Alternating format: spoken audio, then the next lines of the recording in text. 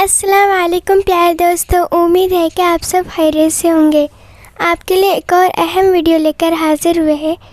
Video کا عنوان ہے مفتی صاحب آپ کو اللہ کا واسطہ مولانا طارق جمیل صاحب کو سمجھائے۔ آپ چینل پر پہلی بار آئے تو چینل کو سبسکرائب کر دیں۔ تو دوستو ویڈیو شروع کرتے ہیں۔ سبسکرائب کر کے بیل آئیکن پہ ضرور کلک کریں۔ جزاک اللہ۔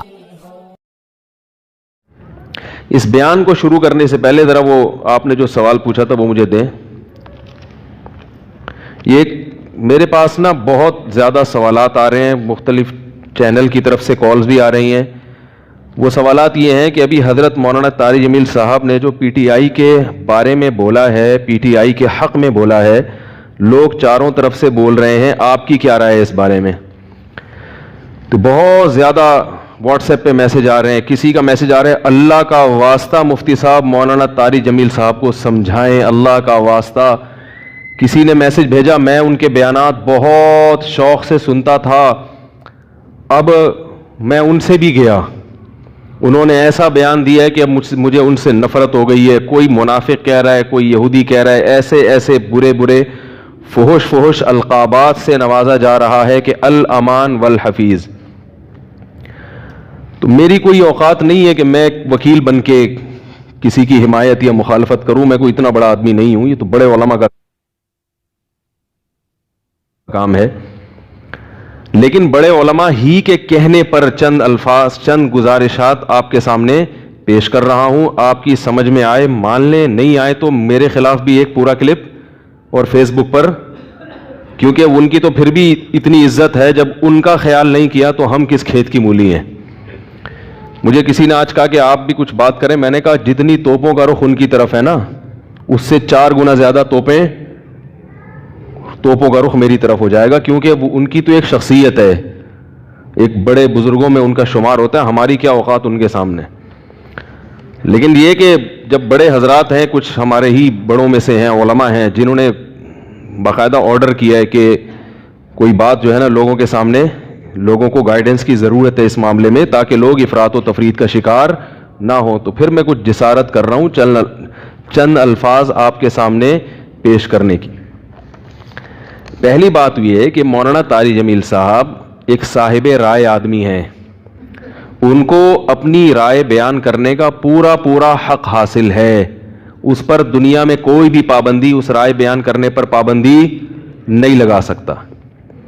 آپ کو اپنا ظرف تھوڑا سا وسیع کرنا چاہیے کہ آپ اپنے سیاسی لیڈروں کی پالیسی کے خلاف، آپ کے سیاسی لیڈروں کی پالیسی کے خلاف اگر کوئی چل رہا ہے تو آپ کے اندر اتنا ظرف ہونا چاہیے کہ آپ اس کو برداشت کرو۔ یہ جو ایک طوفان بدتمیزی مچایا ہوا ہے فیس بک پر، یہ آپ کے جو طریقہ کار ہے نا، یعنی آپ کی جو زبان ہے اور آپ کا جو اسٹائل ہے، اس سے یہ آپ کی ویلیو پڑھے لکھے لوگوں کی نظر میں گرا رہا ہے، یعنی آپ خود اپنے آپ کو بدنام کر رہے ہیں۔ حضرت مولانا طارق جمیل صاحب سے اللہ نے جو دین کا کام لیا ہے، اتنا بڑا کام اللہ نے، اور ایسے جگہوں پر لیا ہے، یعنی ایسی جگہوں پہ انہوں نے کام کیا ہے کہ جہاں ان کے علاوہ کوئی بھی کام کرنے والا موجود نہیں ہے۔ ابھی اگر انہوں نے کسی حاکم کے حق میں اس کی اچھی چیزوں کو ہائی لائٹ کر کے اس کو اپریشیٹ کر دیا تو یہ کون سا جرم ہو گیا بھائی؟ یہ کون سی کتاب میں لکھا ہے کہ یہ جرم ہے؟ لوگوں کے میسج آ رہے ہیں، امام احمد ابن حنبل ظالم حاکم کے سامنے ڈٹ گئے تھے اور ان کا جیل سے جنازہ نکلا۔ امام ابو حنیفہ ڈٹ گئے تھے، انہوں نے وزارت کو قبول نہیں کیا، ان کا جیل سے جنازہ نکلا۔ امام ابو حنیفہ رحمہ اللہ تعالی نے اگر وزارت قبول نہیں کی تو کیا ساری دنیا کے سارے علماء میں کسی نے بھی وزارت قبول نہیں کی ہے؟ امام ابو یوسف نے قاضی القضاء کا عہدہ قبول کیا۔ امام احمد ابن حنبل رحمہ اللہ تعالی جو اس حاکم کے سامنے ڈٹ گئے تھے، وہ اس بیس پہ نہیں ڈٹے تھے کہ وہ ان کا کوئی ذاتی رنجش تھی یا کوئی مسئلہ تھا۔ امام احمد ابن حنبل کو حاکم وقت مجبور کر رہا تھا کہ اس کی مرضی کا فتویٰ دیں۔ بات آ رہی ہے سمجھ میں؟ اس وقت کا جو خلیفہ تھا اس کی رائے یہ تھی کہ قرآن مجید اللہ کی مخلوق ہے، اللہ کی صفت نہیں ہے۔ امام احمد ابن حنبل کی رائے یہ تھی کہ قرآن اللہ کی صفت ہے، اور یہی اہل سنت کا عقیدہ تھا. حاکم وقت گن پوائنٹ پہ مجبور کر رہا تھا کہ آپ وہی فتویٰ دیں جو میں دیتا ہوں، کیونکہ لوگ آپ کو سنتے ہیں. اگر کوئی حاکم کسی مفتی کو، کسی عالم کو مجبور کرے کہ جو میں رائے رکھتا ہوں آپ کو اسی پہ فتویٰ دینا پڑے گا، پھر کسی عالم مفتی کے لیے جائز نہیں ہے کہ وہ اپنے فتوے کو حاکم کے کہنے سے تبدیل کرے. یعنی حکومت کی اس قسم کی چاپلوسی کیا ہے؟ بولو نا بھائی، ناجائز ہے. یعنی ایسی چاپلوسی کہ آپ غلط بیانی شروع کر دیں. حضرت مولانا طارق جمیل صاحب نے یہ جو کلپ ہے جس میں عمران خان کی حمایت کی ہے انہوں نے، میں نے بار بار سنا اس کلپ کو، اس میں کہیں بھی ایسا نہیں ہے کہ کسی غلط بات میں عمران خان کی انہوں نے کیا کی ہو. لوگ کہہ رہے ہیں کہ عمران خان کی ابھی اسمبلی نے شراب کا بل پاس نہیں کیا تو مولانا نے اس کی مخالفت کیوں نہیں کی؟ تو مولانا حمایت بھی تو نہیں کی نا. نہیں یاری میرا خیال ہے بات. اگر مولانا اس کی حمایت کرتے کہ عمران خان اتنا اچھا آدمی، دیکھو اس کی اسمبلی میں شراب پر بل پیش ہوا اور وہ پاس نہیں ہوا، کتنا اچھا آدمی ہے، ماشاءاللہ ماشاءاللہ بہت زبردست کام ہو گیا، تو آپ کہتے یار یہ تو حکومت کی بالکل حمایت کر رہے ہیں.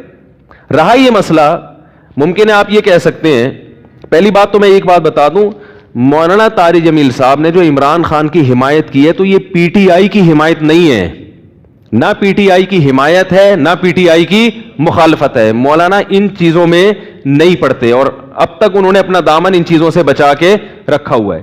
اور میری رائے میں اگر وہ پی ٹی آئی کو برحق سمجھتے ہیں تو پی ٹی آئی کا نام لے کے بھی حمایت کر دیں.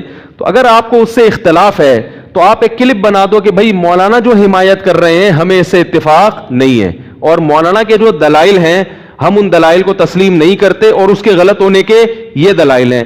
بات ختم ہو جائے گی. نہیں یاری میرا خیال ہے بات سمجھ بھائی. اگر وہ پی ٹی آئی کی صراحتاً حمایت کریں نا مولانا طارق جمیل صاحب، ان کا حق ہے حمایت کر سکتے ہیں، وہ عالم دین ہے، ان کی ایک سوچ ہے، ان کا ایک تجربہ ہے، ان کا ایک، اور حکمرانوں کے ساتھ اٹھے بیٹھے ہیں وہ. میں اور آپ اتنا قریب نہیں ہے جتنا قریب وہ رہے ہیں، تو ان کو زیادہ پتا ہوگا، ہم اور آپ کو زیادہ نہیں پتا. وہ ایک رائے رکھتے ہیں. اگر وہ صراحتاً بھی کہہ دیتے کہ پی ٹی آئی کو ووٹ دو، میں یہ سمجھتا ہوں کہ پی ٹی آئی بہتر ہے، تو اگر آپ مسلم لیگ کے ہیں تو آپ ایک کلپ بنا دیں کہ مولانا کی رائے سے ہم اتفاق، بولو بھائی، نہیں کرتے. مولانا نے جو یہ دلائل دیے، ہم یہ دلائل پر ہمیں اعتراضات ہیں اور یہ اعتراضات ہیں، بات ختم ہو جاتی. منافق اور حکومت کا پٹھو، اور مجھے تو وہ الفاظ کہتے ہوئے شرم آ رہی ہے. یہ کون سا طریقہ ہے بھائی؟ رائے کی آزادی کا ہر ایک کو حق حاصل ہے. تو میں کہتا ہوں اگر وہ صراحتاً بھی حمایت کر دیتے، آپ ان کی مخالفت پر ایک کلپ جاری کر دیتے کہ ہم ان سے اتفاق نہیں کرتے، ختم ہو جاتی بات. جبکہ انہوں نے پی ٹی آئی کی حمایت نہیں کی ہے. انہوں نے عمران خان کی اگر حمایت کی ہے تو اس لیے نہیں کہ وہ پی ٹی آئی کا سربراہ ہے، اس لیے کہ وہ ملک کا سربراہ ہے. بات آ رہی ہے سمجھ میں؟ ملک کا سربراہ کوئی بھی ہو، اسلام اس بارے میں ہمیں ہدایات دیتا ہے کہ ملک کے سربراہ سے لڑ کے، اس کی گالی گلوچ کر کے، اس کی مخالفت کر کے آپ اس سے کام نہیں نکلوا سکتے. اسلام میں حکم ہے ملک کے سربراہ کی اطاعت کا، فرما برداری کا، اس کی تعظیم کا، اس کی عزت اور اس کے احترام کا. ہمارے اکابر کی تاریخ ہے یہ. امام احمد ابن حنبل کا جو حاکم وقت سے جھگڑا ہوا تھا، وہ حاکم نے زبردستی گن پوائنٹ پہ اپنی مرضی کا فتویٰ ان سے اگلوانے کا کہا تھا. یہ زیادتی ہو گئی تھی. اس کے باوجود امام احمد بن حنبل کے پاس لوگ آئے اور انہوں نے کہا کہ ہم، آپ قوم کو جمع کریں، ہم اس حاکم کی ایسی کی تیسی کر دیتے ہیں. آپ تاریخ اٹھا کے دیکھیں، امام احمد بن حنبل نے اس کام سے لوگوں کو منع کیا. تو مولانا طارق جمیل صاحب نے جو عمران خان کی حمایت کی ہے، اور یہ بھی میں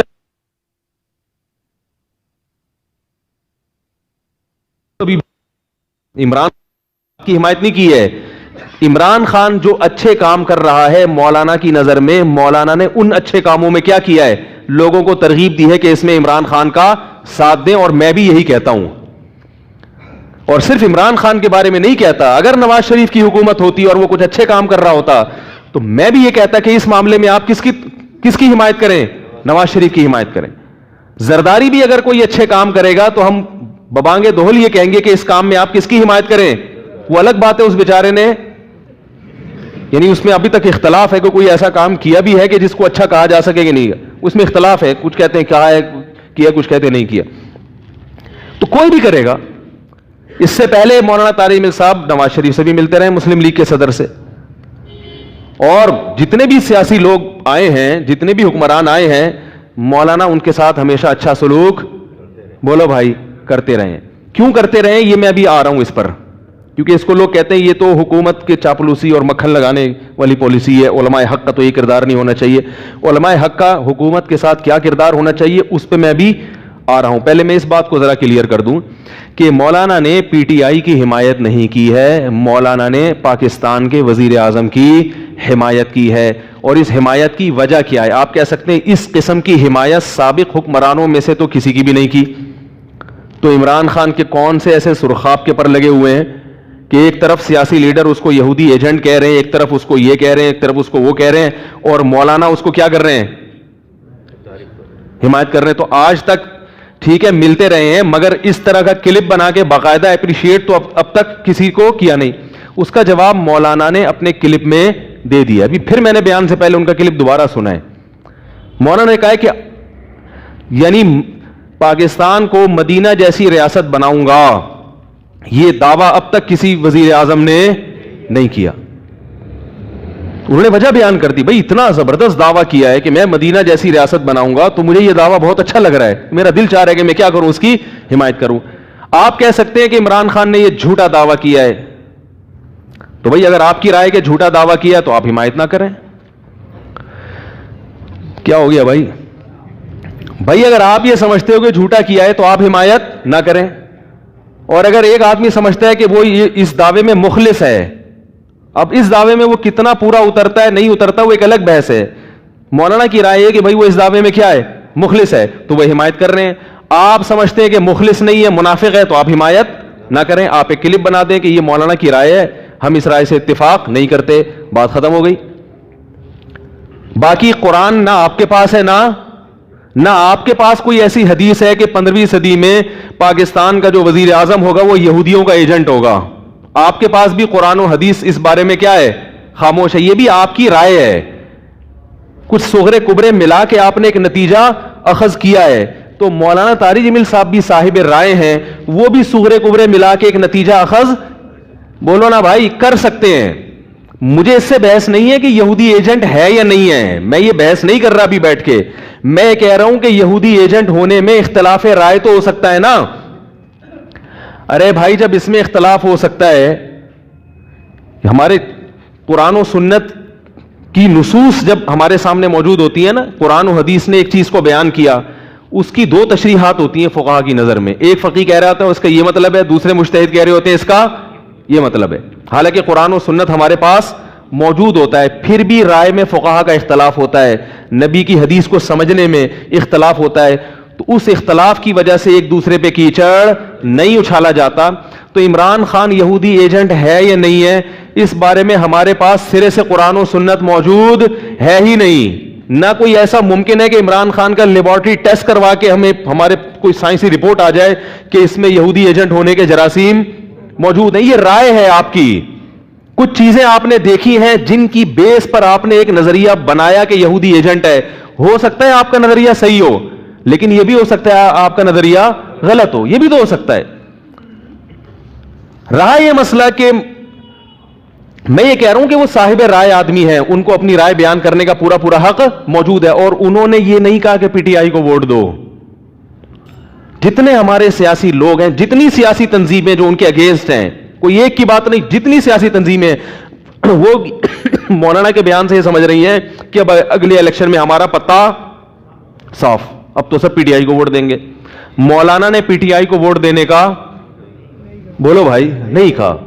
میں تو کہتا ہوں اگر کہا بھی ہو تو چاہے میری رائے سے بھی اختلاف ہو, تو میں کہتا ہوں ان کی رائے ہے بھائی, ان کو ان کی ایک رائے ہے, وہ صاحب رائے ہے, وہ کہہ سکتے ہیں.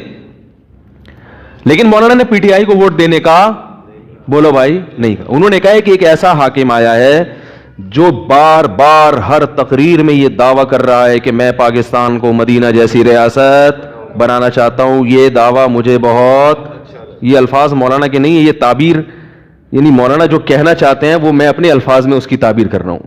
گویا مولانا یہ کہنا چاہ رہے ہیں مجھے اس کا یہ اسٹائل بہت, بولو بھائی, اچھا لگا. عمران خان یہ بات بہت اچھی کر رہا ہے. تو ان کی رائے ہے بھائی, ان کو اچھا لگ رہا ہے. آپ کو نہیں لگے تو آپ بولے ہمیں اچھا نہیں لگ رہا, بس اتنا کافی ہے. ٹھیک ہے نا.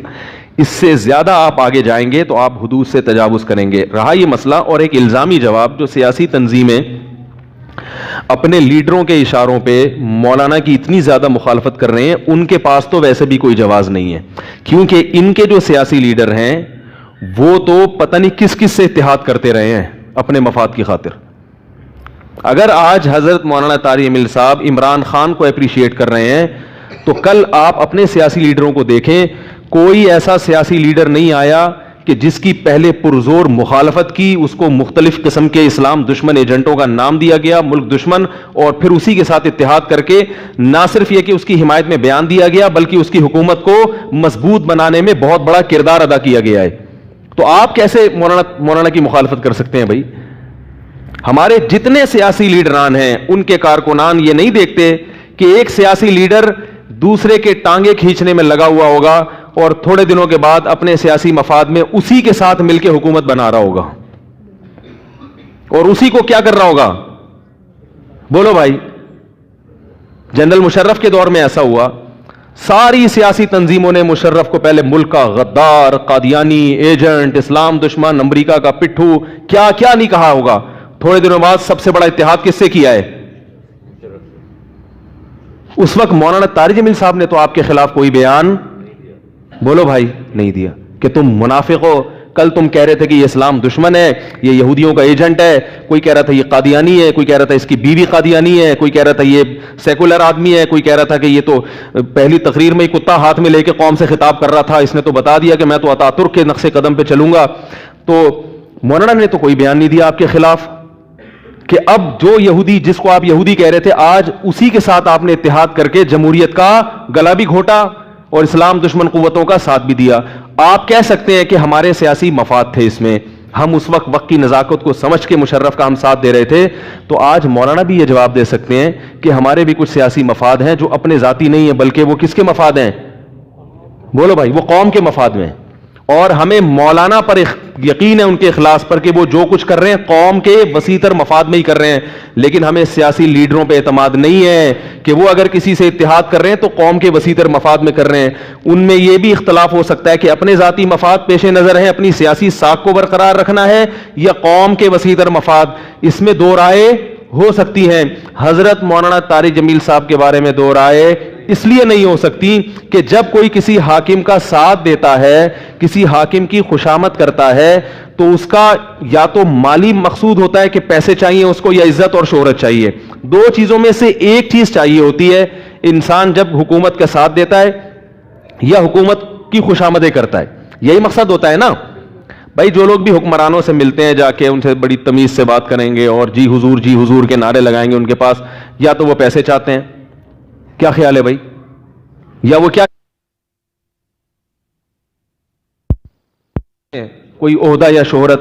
حضرت مولانا طارق جمیل صاحب کے پاس پیسوں کی کمی, بولو بھائی, نہیں. اور ایک دھیلا بھی مجھے نہیں, میرے علم میں نہیں ہے, نہ کوئی ثابت کر سکتا ہے کہ انہوں نے خوشامد کر کے کسی کی جیب سے 1 روپیہ بھی نکالا ہو.